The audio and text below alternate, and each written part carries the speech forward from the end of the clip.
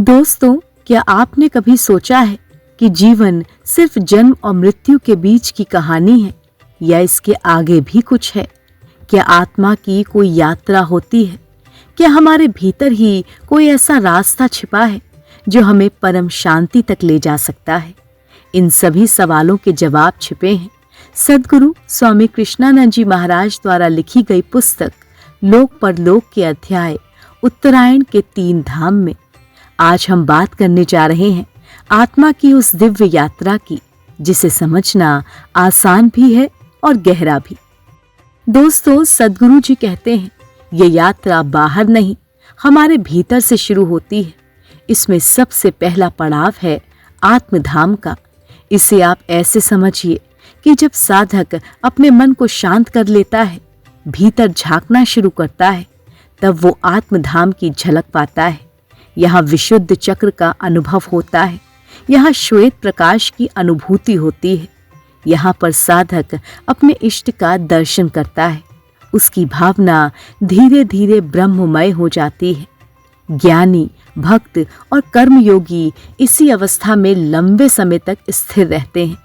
सद्गुरु जी समझाते हैं कि जैसे हमारा ये शरीर एक व्यवस्था से चलता है, वैसे ही पूरा ब्रह्मांड भी एक व्यवस्था से चलता है।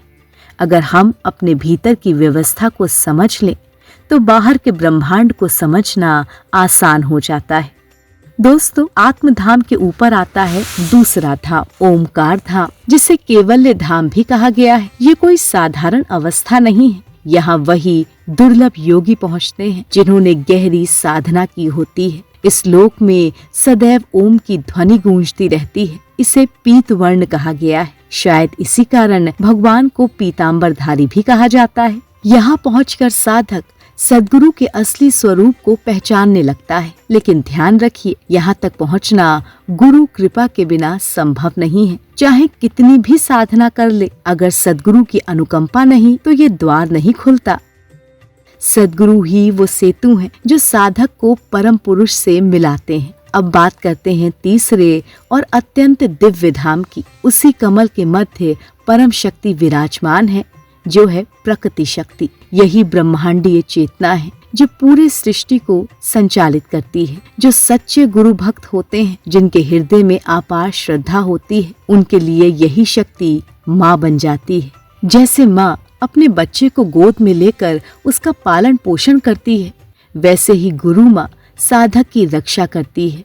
गुरु भक्त को इस धाम के आगे जाने की इच्छा भी नहीं रहती, क्योंकि यहाँ परम आनंद है, पूर्ण संतोष है। ऐसे भक्त संसार में रहते हुए भी अलग होते हैं। वो किसी पंथ, मजहब या संप्रदाय से बंधे नहीं होते। उनका हर काम मानवता के लिए होता है।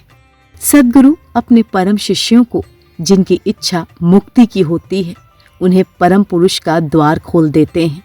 जैसे एक बूंद समुद्र में मिल जाती है, वैसे ही सद्गुरु अपने शिष्य को उस परम तत्व में विलीन कर देते हैं। दोस्तों, वही परम चेतना इस पूरे ब्रह्मांड को चला रही है।